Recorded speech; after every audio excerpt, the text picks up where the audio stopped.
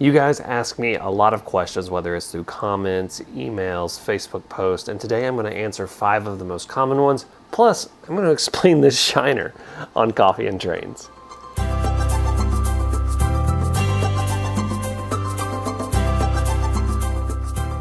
Welcome back, everybody. Today I got 2 things before we begin. First is that I am drinking decaf donut shop coffee because it is in the evening actually when I am recording this, and as always I take it black with 2 sugars. And the second thing is, what's with the shiner? So no, I didn't get into a fight or anything like that. I was actually playing with my 18-month-old son, and he actually ended up headbutting me right in my cheekbone, and I busted a blood vessel, and voila, it's the shiner. And I realized that I still have to record coffee and trains after I got this shiner. So just gonna go with it. Hopefully this goes away before I have to record too many more episodes. So what I want to do today is, you guys ask me a ton of questions and I want to go over 5 of the most common ones and answer them. So let's go ahead and hop in. We're going to start off with a pretty simple one, and that is people that have asked me, and a lot of you have asked me about this, specifically in emails, about what scale should I pick if I'm starting up. Now, the 2 most popular scales, at least in the United States, are HO scale and N scale. HO scale literally stands for half of O scale because it's half the size of O scale. And actually, N scale is roughly half the size of HO scale at 54% the size. Now, these 2 scales are probably 2 of your best choices because you're going to have the most variety of products that are available specifically for them. But if you like larger trains and you like maybe just setting them up on the floor and having with your kids and have slightly of a more of a toy train play around type of feel, you can definitely look at Lionel and O scale, because that's one of the original. Them and S scale, those are some of the original scales that there were. If you're really crammed for space, you can look at Z scale. But if you're looking for just the most variety of products that are out there, you're going to need to either look at HO and N scale. And when it comes between those 2, if you like having a lot of scenery or you're really tight on space, I would look into N scale, because N scale is going to allow you to have more scenery in the space that you have than HO scale. If you really like operations and you really like small details and you have maybe a little bit more space, I would definitely look at HO scale. One of my most common questions is for people that are starting out is, should I do DC or DCC? And the way I do it is I have it down to a simple method for deciding this. If you do not care about sound effects, if you do not care about running multiple locomotives, or if you have a small layout and you don't care about any of the features that DCC offers, like lights and sound, go with DC, especially if you're just going to be running one locomotive on that layout, like a shelf layout, like a small switching layout. You don't need DCC for that. If you want to run more than one locomotive on the same track and you don't have to worry about complex wiring and power blocks and a lot of insulated track and things like that, look at DCC. It's going to make your wiring a lot simpler. And a lot of the DC locomotives that are sold now are actually DCC ready and have a place to plug in a decoder if you ever wanted to upgrade. Now, some of them that are some of the lower end, some of the cheaper Bachmanns, they don't have that technically, but they do have the ability to do a little bit of soldering on some of them and be able to put in a decoder. So if you have a simpler layout, you may not need DCC, but if you have something that's more complex that you want to run multiple locomotives simultaneously, it's going to be easier to do DCC. The biggest non-direct model railroad question that I get through emails and comments and all that kind of stuff is 3D printing. What do I use and what do I recommend? So I have 3 3D printers that I use for my Etsy store right now. I'm probably getting ready to buy a 4th. But the 3 that I use right now is I have 2 Anycubic Photons that are my building workhorses. And then I have a Prusa Mini that prints out bases in any large, low detail buildings that don't need the detail of resin. Now, if you're looking at scales and what you can print with what, in-scale buildings are very easy to print with the Anycubic Photon. HO scale, you got to get a bit creative and you can do some narrow buildings or some small buildings, but printers with that size of print base are really difficult to print buildings in HO scale. Now you can do it certainly with the Prusa Mini, but with filament printers you're going to get less detail than you are with resin, and that's just because of the nature of having to draw the lines versus printing the layers evenly with resin. So if you are an N-scaler, get you an Anycubic Photon or an Elegoo Mars or a Phrozen Sonic Mini, which is a monochrome screen, which I'll talk about that in a second. If you're an HO scaler and you just want to do details, the Anycubic Photon, Elegoo Mars, those size printers, those are going to be fine. If you're looking to do buildings, you'll want to look at something at least the size of a Prusa Mini. If you want to do some bigger buildings, you can look at something like the Prusa Mark III. And that one, it runs a little steep on price, but it's definitely worth it for the quality that you get and the customer service that you get from Prusa. If you're on a bit more of a budget, you can look at something like a Creality Ender 3 or an Anycubic i3 Mega. They actually have the new Mega 02 out, which has a heated bed, which is something very important for printing certain materials, certain filaments.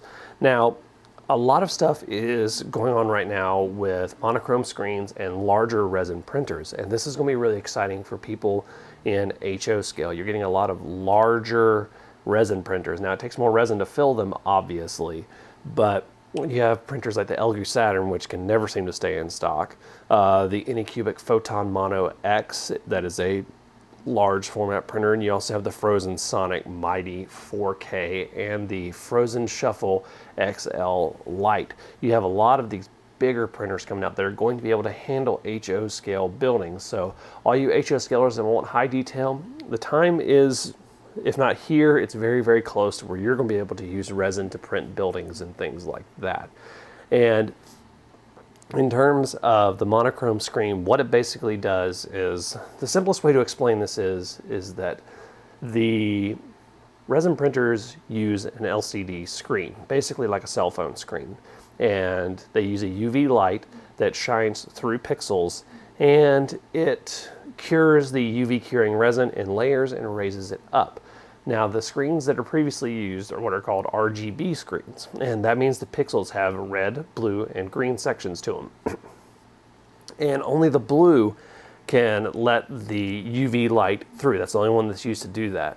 With a monochrome printer, you're changing out the LCD for a monochrome screen, which means that the entire pixel can let the light through, which means that you have more UV light coming through, which means that the layer can cure faster. And that's why you're seeing these printers that can print 3 times faster. The other thing is that the pixels last longer on the screens, so they're going to be able to last longer because the screens are consumable. The UV light does degrade the LCD screens, and you get about 600 hours on a current LCD screens. The monochrome screens are around 2,000 hours right now, roughly.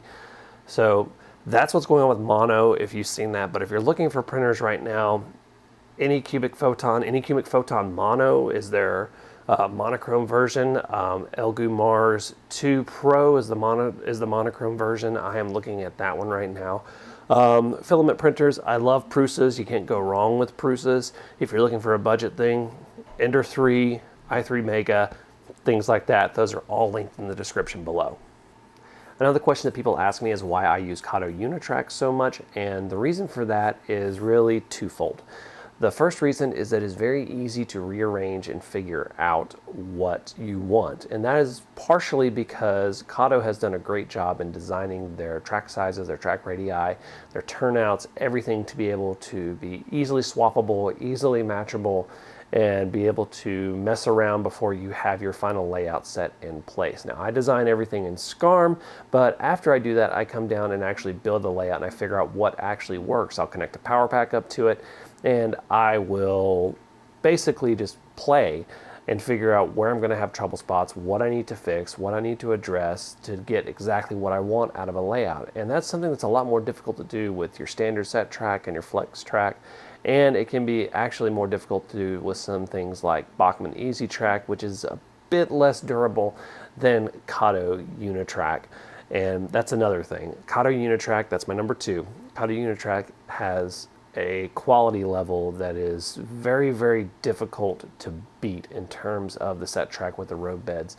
that are attached. It allows for bulletproof connectivity. It allows for easy swapping of different connectors and putting in feeders and things like that. And they offer all of these products part of it. They even offer their own ballast that matches the set track road bed that's attached to it. So the quality of KATO Unitrack is hard to beat, and the design of the Unitrack system is also one thing that is very hard to beat. And that is the two reasons that I really love KATO Unitrack. Now, if you're looking to do something hyper realistic and you're looking to add those natural curves and everything, you're definitely going to want to go more towards flex track and set track, because you're going to be able to do more, and it's more able to be manipulated and put into a more realistic set than KATO Unitrack, especially since you can go down to the lower gauge, the code 55 of N scale and the code 83 of HO scale. But KATO is actually coming out with FlexTrack sometime this year. You can check that out on their website. But overall, that's why I like using KATO Unitrack. It's very, very easy to work with. The last thing that I get asked is why I do Arduinos. The reason is actually pretty simple, is that I love tinkering. That's part of the reason why I love model railroading so much, is you can tinker and you can do all sorts of different things. But the reason that I really like Arduinos is I wanted to figure out a way to do a signal system and build it myself. And I kind of stumbled on Arduinos. I stumbled on it through DCC++. And then I just started Googling what else you can do with Arduinos. And then a lot of people ask me how I learn to do all of these things with Arduinos. Basically, I'm not a coder, I'm not an electrical engineer, I'm a videographer. I watch YouTube videos like a lot of people do, and I went in and I just typed in what I would need to do, and I would refine my search and everything when I would learn what terminology is, because I don't know everything. I don't know a lot about coding. I know what I can do and what I can make. But when I need to learn something, I have to Google and I Google and I Google until I'm able to figure out what the proper terminology I need to ask is. And then usually I can go find either a blog post or a YouTube video that will show me in general what I need to do. I'm like, okay, I know that I need to do this. Now, how do I add that to this idea? And a lot of times I'll be able to take two separate ideas. I know how to do one thing, and now I know how to do another, and I can put them together, and that is how I do the majority of my Arduino tutorials. It usually takes me about 3 to 6 months to truly figure out an Arduino tutorial from scratch, sometimes as long as a year. It took me about a year with the Arduino multi-block signal system, specifically figuring out a simple way to do communication without just crap loads of code with the Arduinos, because I do try to make my tutorials easy to understand. It's why I go through the code, because I don't understand it until I learn it, which means I know that the vast majority of you don't understand it until you're watching my videos. And I do try to listen and figure out other things that you guys want from Arduinos. I'm looking at doing some light animation. I'm looking at doing all sorts of different things. I'm looking at maybe some fiber optics, things like that. So that's really why I do Arduinos, is because you can really do some customization on the cheap.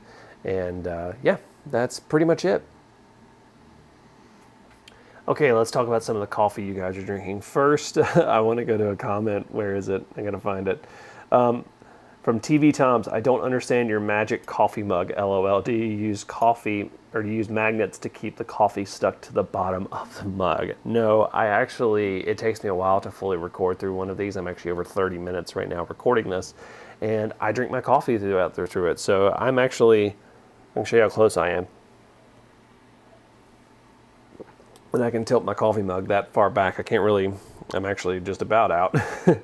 Thought Engine says, just finished Nescafe white with no sugar. Stranglehold outdoors. You need to try Barris Brothers Cafe. It's made right down the road from me. Thanks. I will try that. Let's see here. Honest GB fan. I just got my buildings from the Etsy store. Thank you so much for supporting that, because the Etsy store money goes right into this channel and helps me do more tutorials, so I really appreciate that.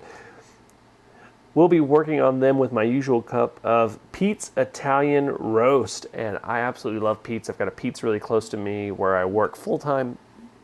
Absolutely love them. I love their Americano and just their standard cups of coffee. They're absolutely delicious. All right, let's see here. Oakley Skidmore, Donut Shop Keurig. Hey, that's what I'm drinking right there. Let's see here.